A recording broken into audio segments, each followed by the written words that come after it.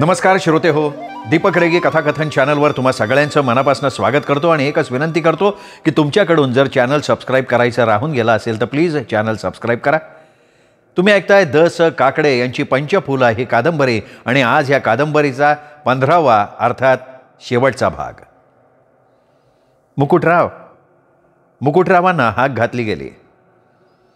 पितळी कड्यांच्या झोपाळ्यावर मुकुटराव झोका घेता घेता झोपी गेले होते. त्यांनी ती हाक ऐकली नाही, त्यांची झोप चाळवली गेली नाही.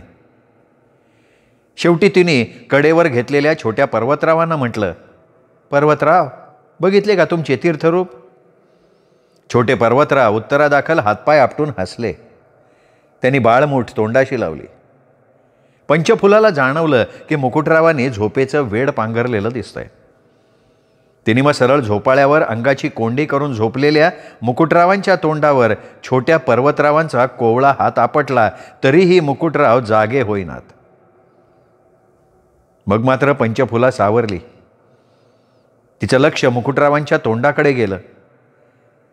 त्यांच्या ओठांच्या कडेनं किंचितशी लाळेची तार झिरपत होती. पंचफुलानं आपलं तोंड त्यांच्या तोंडाशी नेलं, खोलवर श्वास घेतला. त्यांच्या उजव्या हाताच्या बोटाचा वास घेतला. मुकुटरावांनी आफू खायचं परत कधी सुरू केलं? पंचफुलाला काही कळेना. बाईसाहेबांची दशक्रिया झाल्यानंतर तर त्यांनी आफू सुरू केली नसावी, दुःख विसरण्यासाठी. बाईसाहेबांची आठवण पंचफुलाला झाली आणि कडेवरच्या पर्वतरावांनी रडायला सुरुवात केली. त्यांनाही आईची आठवण झाली का काय? पंचफुलाचं मन बाईसाहेबांच्या आठवणीनं गहिवरून आलं. दशक्रियेच्या दिवशी बाईसाहेबांच्या पिंडाला कावळा शिवला नव्हता, फक्त आपण ते शब्द उच्चारले आणि कावळा पिंडाला शिवला. बाईसाहेबांच्या आत्म्याला शांती मिळावी म्हणून उच्चारलेले ते शब्द, भावना वेगात दिलेलं ते वचन, आणि आत्ताचं छोट्या पर्वतरावांचं रडणं. समोर मुकुटराव, ते अफिंबाज व्हायला लागलेले दिसत आहेत. पंचफुलाला राहवलं नाही. तिने आपला हात मुकुटरावांच्या कपाळावर लावला. तो पंचफुलानं स्वतःहून केलेला प्रथम स्पर्श. मुकुटराव किंचितसे हसले. त्यांच्या चेहऱ्यावर मिश्किलपणे हसण्याचा भाव प्रकट झाल्याचा पंचफुलाला भास झाला. पंचफुला, मुकुटरावांच्या ओठातनं शब्द पाझरले आणि त्यांनी चेहऱ्यावर आठी उमटवली. मुकुटराव आफूच्या नशेत पंचफुला म्हणून बोलले. आपल्यासाठी पूर्वी मुकुटरावांनी आफूची नशा सोडली होती. पंचफुलाच्या डोळ्यांसमोर जयसिंगराव उभे राहिले, नंतर मुकुटराव. जयसिंगराव आणि मुकुटराव, मुकुटराव आणि जयसिंगराव, पुरुषांची दोन रूप. एकानं संकट अंगावर घेऊन तिला पळवलं होतं, दुसऱ्यासाठी तिने संकटात उडी घेतली होती. एकात शौर्य आणि रूप होतं, दुसऱ्यात फक्त रूप होतं. त्या रूपावर ती भाळली होती. त्याच्यासाठी ती पराक्रमी असूनही वेडी झाली होती, त्याच्याशी लग्नाला तयार झाली होती. पंचफुलानं मुकुटरावांकडे पुन्हा दृष्टी टाकली. त्यांचे डोळे अर्धवट उघडलेले होते. नशेची तार डोळ्यात दिसत होती आणि नशेत ते पंचफुलेला बोलवत होते, ये पंचफुले ये, तुम्ही उठा की. छोट्या पर्वतरावांनी मुकुटरावांकडे झेप घेतली. आपले कोवळे बाहू त्यांच्याकडे पसरले. मुकुटराव, काय म्हणते? तुम्ही आफू खाल्ली वाटतं. आफू खाऊ नको तर काय करू? का पण? का? तूच खायला शिकवले ना आफू, पुन्हा विचारते आफू का खाता? अहो, आफू वाईट असती. मग जगात मी तरी कुठे चांगला आहे? कोण म्हणतं तुम्ही वाईट आहे? मला चांगलं म्हणणारं कोण आहे? ती तुमची चांदणी आहे की. चांदणी? हां, ती रानूची. प्रेमाचा लपंडाव असाच विचित्र आहे. म्हणजे? अगं, ती चांदणी माझ्यासाठी वेडी, मी तुझ्यासाठी वेडा, तू जयसिंगरावांसाठी. काय म्हणायचं या लपंडावाला? हा लपंडाव किती दिवस चालणार? काय खेळणारे खेळतायत तोपर्यंत चालेल. चांदणीला रानू कोल्हाटी पुन्हा आवडला म्हणतात. हां, रस्ता चुकला होता तिचा, त्यामुळे रानू आता नीट जागेवर येईल. तो वेडा होणं साहजिक होतं ना.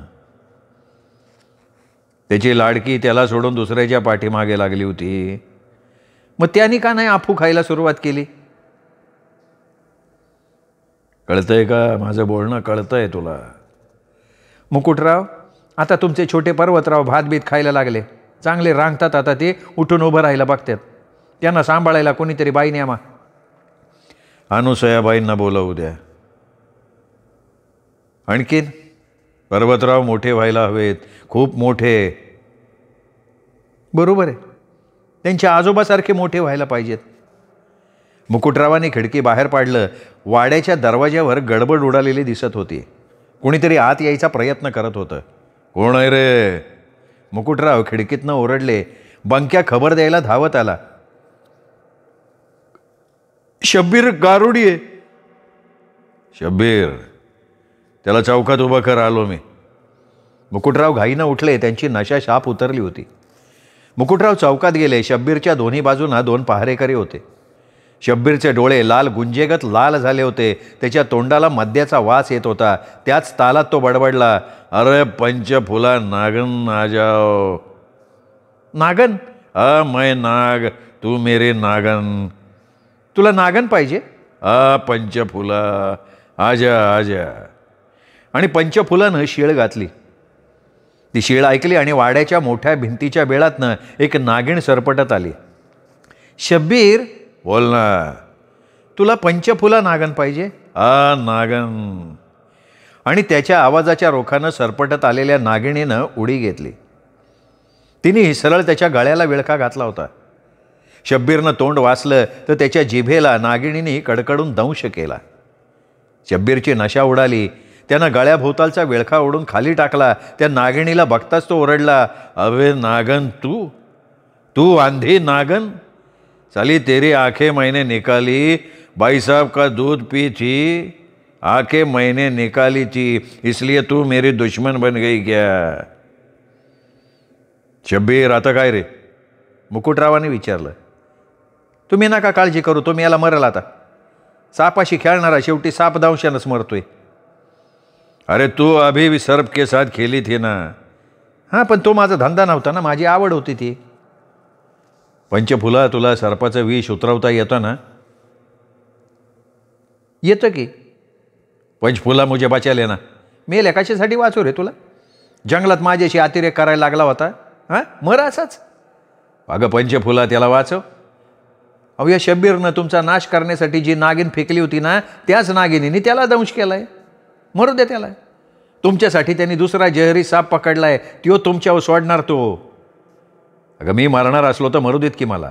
नाही नाही मुकुटराव, तुम्ही जागा आहे पाहिजे. का? आता का, कसं, काय सांगणार मी? पंचफुलासमोर शब्बीर पायाला कंप सुटून खाली कोसळला. त्याचं शरीर काळं निळं पडायला लागलं होतं. त्याच्या तोंडाला सोस पडला होता आणि बचाव बचाव असा तो भीतीनं ओरडत होता. आंधळी नागिण कधीच लुप्त झाली होती. कोणाची पावलं वाजतायत जिन्यावर? जिन्यावरची पावलं जागेवर थांबली. आवाज ऐकू येईना. मुकुटरावांनी बोटभर लांबीची वळकटी उजव्या बोटाच्या चिमटीत पकडून तशीच ठेवली होती. ती काळी करंद चमकीली राणी त्यांना तोंडात टाकायची होती. तिची ती कडूशार चव एकदा जिभलीवरनं पाझरून नरड्यात उतरायला लागली की त्यांच्या देहात चमत्कार सुरू व्हायचा. मस्तक धुंद व्हायचं. डोळ्यांसमोर अंधुक दिसायला लागायचं. काळा निळा समुद्र लाटा उठवत बेभानपणे हेलकावत राहायचा. शिसवी झोपाळा मागे पुढे व्हायचा. हळूहळू थांबला जायचा. त्यांच्या काळ्या मैनेची ती बाईसाहेब असतानाची किमया त्यांना आत्ता पुन्हा हवीशी वाटत होती. भुजंगरावांची पंचफुला त्यांना मिळत नव्हती, म्हणून ती नशा त्यांनी स्वतःच्या जीवाला लावली होती. त्यावेळी पंचफुला लांब होती, पण आत्ता वाड्यात होती ती, पण तरीही त्यांना मिळू नये. ती दूर होती तेव्हाचं दुःख सहन होणारं तरी होतं, पण आत्ताचं दुःख काळजात बोचणारं होतं. वाड्याच्या माडीच्या खिडकीतून वाड्याच्या चौकात किंवा चौकाबाहेर तिचं येणं जाणं, माडीवरच्या खोलीत समोर येणं, छोट्या पर्वतरावांना खेळवणं, हे सगळं समोर दिसत असताना तिला विसरायचं कसं? आणि मग त्यासाठी अफू हाच उपाय. तीच अफू आत्ता खाणार तर जिन्यात पावलं वाजली. जिन्यात न थांबता आत यावं कोण असेल? किंचित आवाज झाला. मुकुटराव सावरून बसले. त्यांनी झोपाळ्यावर मांड ठोकली तर समोर रांगत छोटे पर्वतराव जिन्यावरनं आत आले. पर्वतराव एवढा मोठा जिना चढून माडीवरच्या खोलीत कसे आले? मुकुटराव उठले. रांगत येणाऱ्या पर्वतरावांजवळ गेले. मोठ्या वात्सल्यभरानं त्यांनी त्यांना उचलून घेतलं. प्रेमभरानं मुका घेतला. त्यांनी जिन्यात डोकावलं तर तिथे पंचफुला उभी होती. पंचफुला, आत यायचं नाही आहे? कशासाठी? काय मांडलंयस तू पंचफुला? तुम्ही जे मांडलंय ते बघायचंय. काय मांडलंय मी? तुम्ही लागला वय परत आपूची गोळी खायला. उपाय नाही दुसरा माझ्याकडे. कारण काय? कारण तू पंचफुला. पंचफुला, मी तुला विनंती करणार आहे. तू आता हिवरगावला भुजंगरावांच्याकडे जा. मला तिकडं जायचं होतं तर मी कवाच जाऊ शकले असते. तुम्ही सांगण्याची काय गरज? भुजंगरावांनी उंबरजवर हल्ला केला त्या दिवशी मी माझ्या बाबांच्या घोड्यावर बसून गेली बी असते. मग का थांबलीस? तुम्ही माझ्या आविक्षेशी डाव मांडला ना, म्हणून तो डाव मोजण्याचा प्रयत्न करत राहिलीस. मी कशाला?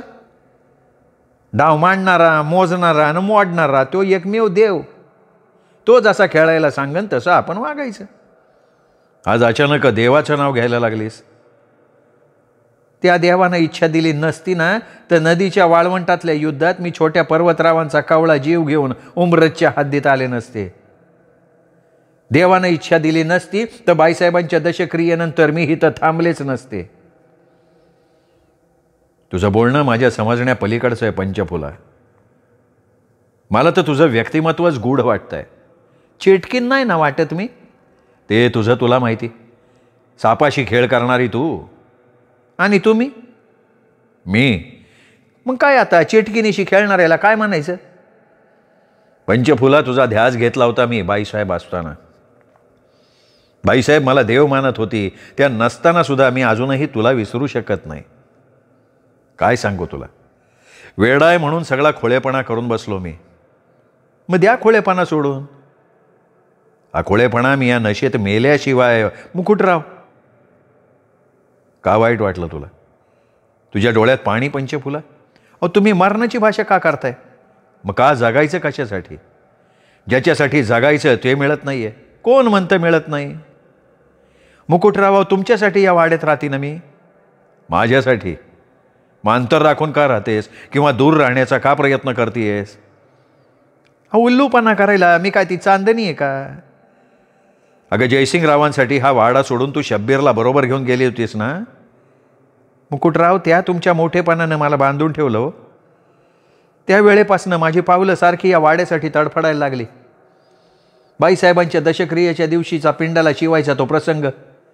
बाईसाहेबांना माझ्याकडनं वचन हवं होतं. मी दिलं मनापासनं, म्हणून बाईसाहेबांच्या पिंडाला कावळा शिवला. काय वचन दिलं होतंस?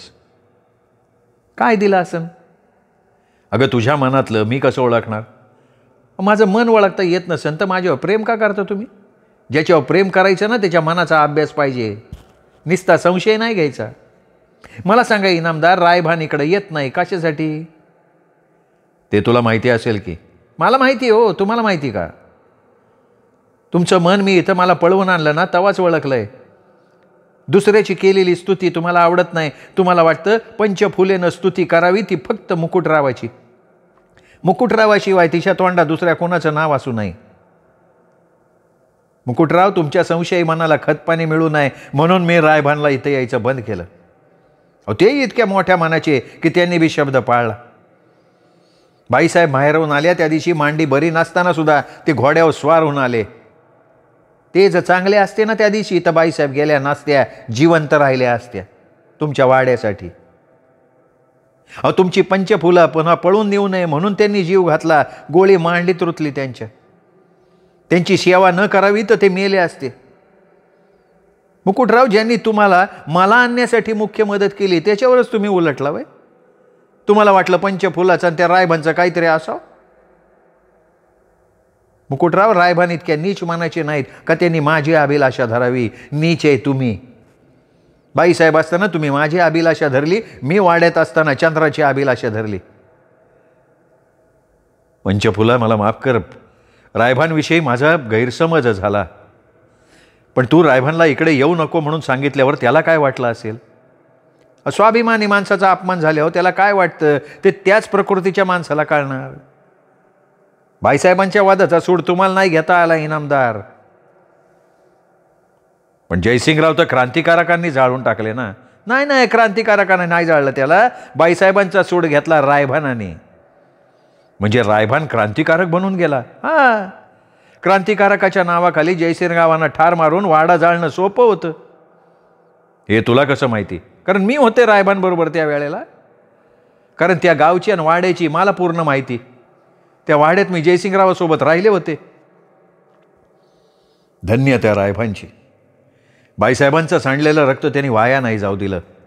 त्यांनी पुरेपूर सूड उगवला. आणि तुम्ही बसला इथं पंचफुलाचा ध्यास घेत, तुम्ही बसला इथं पंचफुलाच्या नावानं आफू खात. रायभानची किंमत मला आत्ता कळतीये. पण तरीसुद्धा रायभान स्वतःच्या मर्यादा ओळखू नये. माझ्याशी बोलताना रायभाननं कधीच मर्यादा उल्लंघनली नाही. त्याच्याबद्दल मी स्तुतीचं बोलले, पण त्यांनी कधी पापणीवर नाही केली. पण तुम्ही मात्र त्यांच्याबद्दल बोलताना सांगितलं ना माफ कर. रायभानला बोलून घ्या आता. मी नाही वाडा बंद केला, तू बोलून घे त्याला. पंचफुला प्रेमात पडलेल्या माणसाला तिसरं माणूस जवळ नसावंसं वाटतं, त्यामुळे मी हबकलो होतो. पण माझा दोष येतो. बाईसाहेबांच्या आत्म्याला आता सुख वाटलं असेल. जयसिंगराव ठार झाले म्हणून तरी. सोजीराची पलटण वजरात मुक्कामाला आहे, पण त्यांनी आम्हाला कसलेच लागे बांधे ठेवले नाहीत. भुजंगरावांनी आता तुमच्याबद्दलचं वैर बी सोडून दिलंय.